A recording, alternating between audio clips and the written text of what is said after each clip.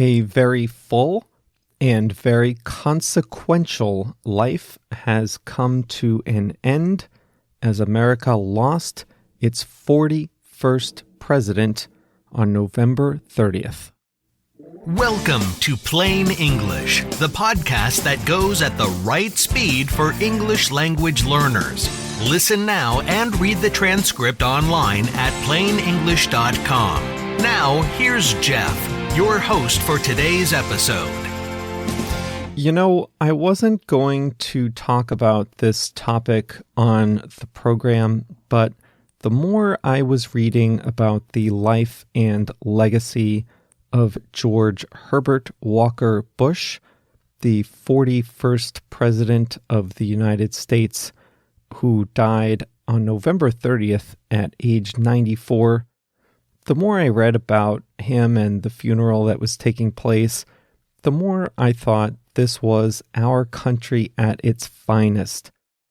George H.W. Bush, as he was known, was honored really for an entire week, and most people put the daily political soap opera on hold.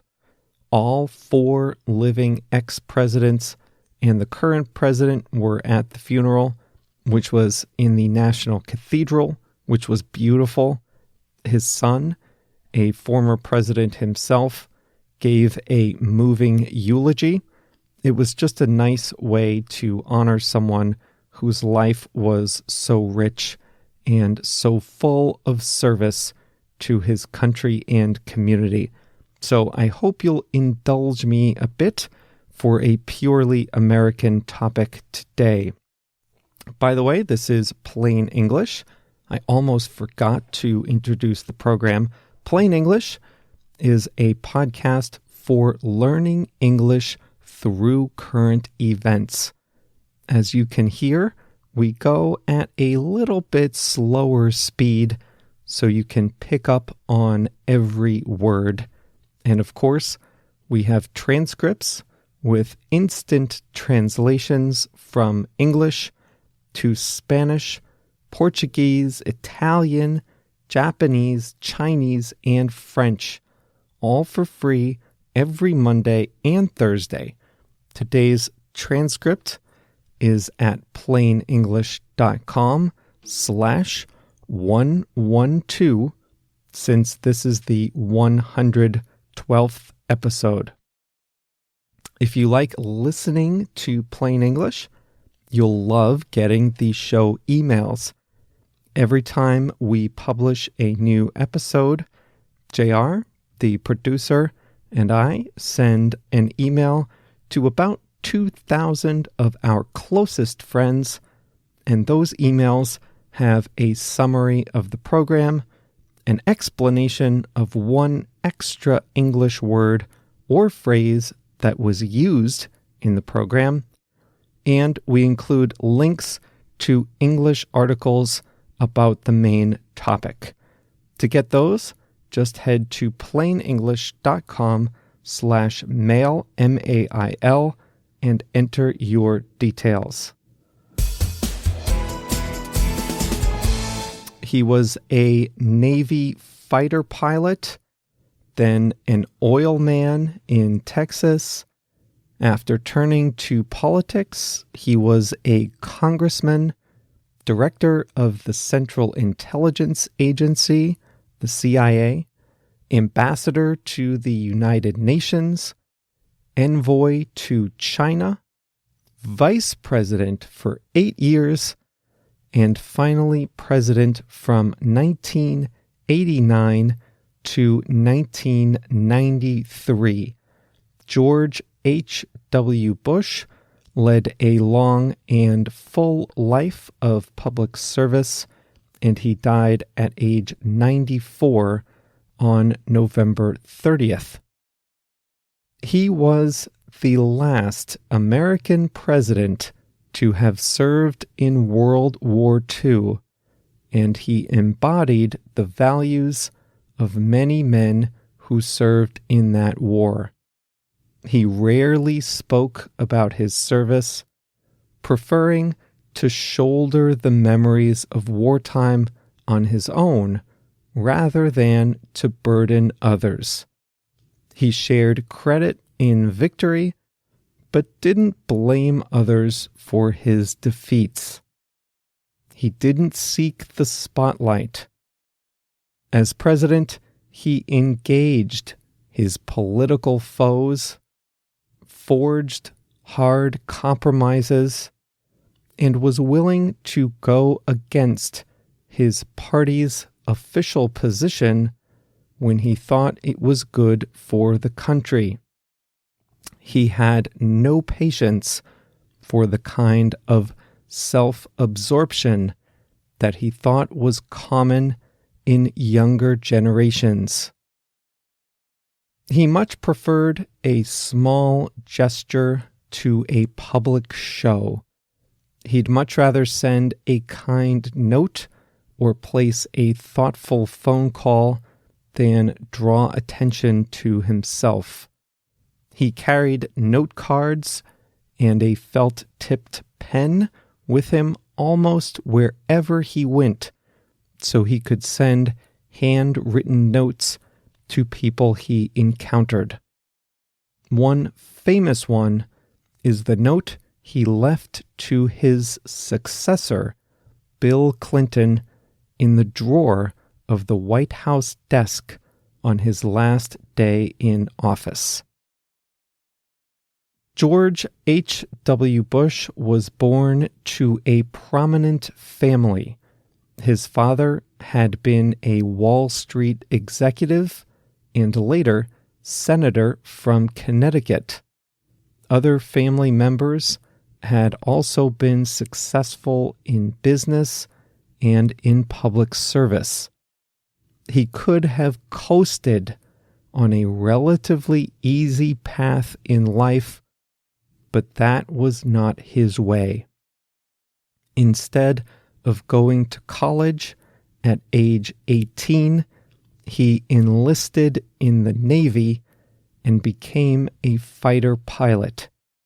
He flew 58 missions in the Pacific. His girlfriend Barbara's name written on the outside of the plane. On one of those missions, he was shot down. His dramatic rescue from a submarine in enemy territory was captured on a grainy video. When he came back from the war, he married Barbara, a marriage that would last 73 years. Most people don't live to be 73. He was married for 73 years. After graduating from Yale University, he could have used his family ties to get a job on Wall Street. It would have been an easy start to a lucrative career, but it was not his way. So he moved from the comfortable surroundings of Connecticut to Midland, Texas, to start his own career in the oil business. Later in life, he turned to public service. He lost his first election for Senate, but later served 2 terms in Congress. When he lost yet another bid for the Senate, he was named ambassador to the United Nations. Later, he was director of the CIA and represented the United States in China. He ran for president in 1980, but it wasn't his time. The charismatic Ronald Reagan instead won that contest, but he picked Bush to be his vice president. After 8 years as the number 2 man, he became president in his own right in 1989. He fit a lot of work into his 1-term presidency. He signed the landmark Americans with Disabilities Act, which guaranteed access to public accommodations to people with disabilities and prohibited discrimination against them in the workplace. It is the reason why so many public spaces in the United States have elevators and wheelchair ramps today. He signed legislation to improve air quality. He loosened immigration rules. Given his past, though, it's no surprise that his passion was for foreign policy and the world beyond America's shores. He was the president who oversaw the end of the Cold War between the United States and the Soviet Union. When he became president, the world faced the very real possibility of a nuclear war between two superpowers. By the time he left office, nuclear war was barely an afterthought. George H.W. Bush presided over the first Gulf War, which ended with a victory in just 100 days. The American troops' actions were swift and successful in defending the territory of tiny Kuwait. He negotiated the free trade agreement that would become NAFTA, which was signed by his successor, Bill Clinton. Despite these successes, though, he was seen as aloof and out of touch as the American economy dipped into recession. In a debate during his campaign for re-election, he was seen looking at his watch as if he were bored. In the end, the American people were ready for a new generation of leaders, and they chose the young governor of Arkansas, Bill Clinton, as their president, ending Bush's presidency after just one term. He kept a low profile after leaving office. He was devastated by the defeat. But though he was denied a second term, his presidency has aged well. His public approval grew after he left office, and people now look back on his as one of the most successful one-term presidencies in our history. He also developed an unlikely friendship with Bill Clinton after both had left office. He was able to see his son, George W. Bush, become president in 2000. They are only the second father-son pair in history to both serve in the nation's highest office. The man knew how to have fun, too, and well into old age. The elder President Bush was famous for taking his speedboat out into the Atlantic Ocean near his family's vacation home in Kennebunkport, Maine, with the U.S. Secret Service struggling to keep pace in their own boats behind him.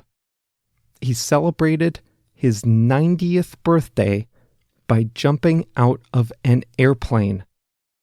He loved playing golf, but didn't have time for the leisurely pace of the gentleman's game, so he made up his own version called speed golf so he could get through 18 holes faster. 90 years old, and he jumped out of an airplane. Can you believe that? Well, listen, I know that may not have been a top-of-mind story for some of you outside the United States, but thanks for indulging me in that story. Hey, before we get to the next section, I want to remind you about Audible. Audible has thousands and thousands of audiobooks in lots of languages. There are over 40,000 audiobooks in German, for example. So if you're in Germany, you have no excuse for not checking this out. Every one of you can get a free audiobook just for being a plain English listener. That's pretty good, right? Just go to plainenglish.com/book, B-O-O-K, and you'll see the details. Here's how it works. You sign up for a free trial. That lasts a month. During your free trial, you can choose any audiobook you want. It doesn't matter which one you choose. It's free, and you can keep it forever. At the end of your trial, you can cancel, and you won't pay anything. But you can continue and become a subscriber, and if you do that, you get one audiobook a month during your subscription. They're running a promotion now, your first 3 months, for just $6.95 US per month. So you can get 4 audiobooks over a period of 3 months and only pay about $20. That's pretty good, and they're loads of fun. So check out the offer at plainenglish.com/book, B-O-O-K. We're already a bit long on this episode, so let's jump right into the English phrase I want to share with you today, and that is to keep a low profile. When you keep a low profile, you try to avoid attracting attention to yourself. Most U.S. presidents keep a low profile after leaving office. The gentlemanly tradition is to let your successor do his job. Every president has his time in the spotlight, more than his fair share of attention. So after a president leaves office, he generally keeps a low profile. You don't see him in the news too much. Now, when he's in the news, it's generally for some kind of public service, something non-controversial. George Bush and Bill Clinton would often work together as ex-presidents for good causes, but they both followed the tradition to keep a low profile. When would you want to keep a low profile? Well, if you've gotten into a bit of trouble, you want to keep a low profile until people start to forget what you did wrong. El Chapo, the drug lord, is on trial in New York, but his cartel is still active in Mexico. The new leaders of the cartel are keeping a low profile. They don't want to get arrested in seaside resort towns like El Chapo did. The U.S. Embassy in France has suggested that American tourists keep a low profile in France, especially given what's been going on there. Don't draw a lot of attention to yourself, and whatever you do, don't join the protests over there. You want to keep a low profile and get home safely. All right, so that's low profile. But let me tell you what high profile means real quick. You don't usually say keep a high profile, but a person can be high profile if that person is prominent. CEOs, the leaders of big companies, they have high-profile jobs. There's a lot of attention on them, and they're in the news a lot. Something that's high-profile attracts a lot of attention.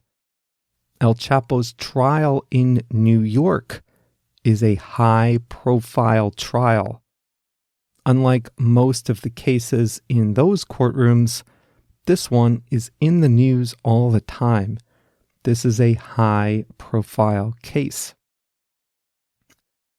When two popular sports teams play each other, and a lot of people will be watching, well, that's a high-profile game. The highest profile game in the U.S. is the Super Bowl, and not just for the players. The halftime show features a high-profile concert. It's not confirmed yet, but it looks like the band Maroon 5 will get that high-profile gig this year. So when you're attracting a lot of attention, you're in a high-profile position. But when you want to avoid attention, you want to keep a low profile. That brings us to the end of the program. Thanks so much for being with us. Don't be a stranger. Stay in touch. I'm Jeff, Jeff, at plainenglish.com. And JR, the producer, is JR at plainenglish.com. We love hearing from listeners, so keep the notes coming. We'll be back on Thursday with the very next episode of Plain English.